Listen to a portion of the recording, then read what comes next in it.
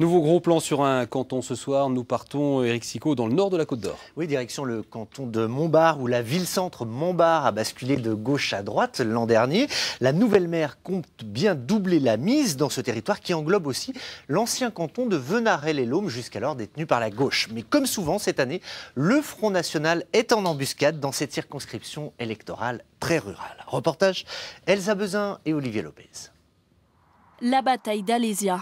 Une page d'histoire qui se réserve encore le droit d'écrire un nouveau chapitre. Le décor est déjà planté, ce sera cette fois celui d'un bastion de gauche, assiégé par la droite. Laurence Porte et Marc Fro représentent la majorité départementale. L'an dernier, cette dernière avait fait tomber la ville de Montbard à droite. Elle rêve maintenant de conquérir le canton. Cette victoire au municipal dès le premier tour à 55%, victoire vraiment historique, ça augure évidemment d'une dynamique. Ça montre aussi que les gens, ce qu'ils veulent, c'est des personnalités dans lesquelles ils s'identifient, en lesquelles ils portent beaucoup d'espoir. Nous sommes vraiment un canton rural avec deux pôles urbains importants, bien sûr, Montbard, la ville-centre, la ville chef-lieu, et puis Venarey. Et on a là deux villes qui sont force motrice et nous voulons vraiment qu'il y ait un véritable trait d'union entre ces deux entités. La défense de la ruralité, c'est aussi le credo de la gauche, bien décidée à défendre ses positions dans ce nouveau canton plus grand. Patrick Molinos est conseiller général sortant. Avec Marion Montgouachon, le candidat PRG veut s'appuyer sur son bilan. On a démontré sur le territoire un attachement fort au développement de la ruralité avec des réalités concrètes, pas simplement de la communication, mais beaucoup de projets développés en direction de l'enfance, de la petite enfance, des seniors, un combat mené pas simple pour les hôpitaux. Et pour lui, il y a un seul et unique adversaire. L'abstention est un ennemi. Mais l'abstention, c'est personne et c'est tout le monde. L'abstention, c'est malheureusement le désintérêt parfois de nos concitoyens pour la politique, mais un désintérêt qui est beaucoup moins important, je crois, pour les élus de proximité qui développent des projets concrets. Mais la tâche sera difficile, le contexte national est peu favorable à la gauche et ici, elle part divisée. Nous disons oui, nous mettrons en place une politique de gauche. Et le plus loin possible que nous pourrons aller. On fera tout pour que dans le département, on puisse avoir quelque chose qui puisse apporter au niveau de l'emploi, au niveau des services publics notamment. Ça, c'est important pour nous. L'un des problèmes du canton, un taux de chômage important, 15% de demandeurs d'emploi. Pour le FN, il est urgent d'agir. On va s'arrêter chez quelques commerçants, plutôt.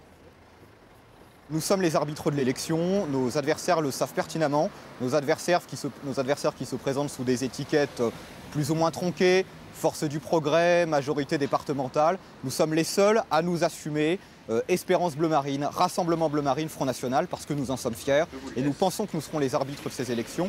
Et mieux qu'au deuxième tour, compte tenu de la division de nos adversaires, nous pouvons l'emporter.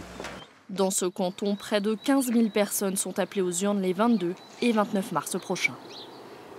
Et dans ce canton, à noter la présence d'un dernier binôme composé de Karine Pétry d'Hiver Droite et de Stéphane Pénac du Modem. On l'a dit tout à l'heure, c'était donc aujourd'hui le premier jour de campagne. Pour s'en convaincre, il suffisait de regarder Twitter. Absolument, les comptes Twitter de toutes les institutions en profitent pour appeler au civisme, à l'image de la préfecture de Saône-et-Loire, qui reprend à son compte la campagne Oui je vote, un vote dans des nouveaux cantons qui tiennent mieux compte de la répartition de la population, insiste le texte officiel. Et dès cette première journée de campagne, il faut s'atteler à la tâche du collage d'affiches sur les panneaux. Pour certains, comme le candidat Alexandre Bouchier dans Lyon, ça manque un peu d'expérience, beaucoup de plissures et de traces de colle pour sa première affiche collée.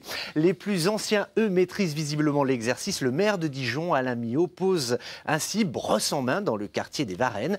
Et puis, plus drôle ou plus bizarre encore, dans le canton de Dijon 4, les candidats de l'alternative écologiste annoncent leur réunion publique de ce soir sur fond d'affiche. Oui, mais problème, leurs photos laissent plus de place aux autres candidats, ceux de la majorité départementale, qui n'en demandaient sans doute pas tant.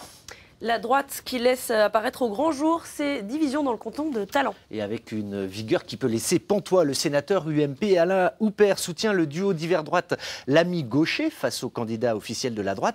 Il explique dans ce tweet assassin qu'il faut changer de menu en référence au candidat UMP Gilbert Menu et à l'aide d'une photo peu flatteuse du maire de Talent. Les échanges ont été vifs sur le réseau social ce week-end et ce lundi, Gilbert Menu menace ceux qui portent la division aujourd'hui en paieront les conséquences demain. Et on termine avec une visite ministérielle à Nevers ce soir. Oui, le candidat PRG Michel Estorche bénéficie en ce moment même du soutien de Thierry Braillard, qui est le secrétaire d'État au sport. Une visite de soutien express prévue sur 2h02. Et ces éditions spéciales élections vont s'enchaîner. Prochain journal de campagne demain. Merci Eric.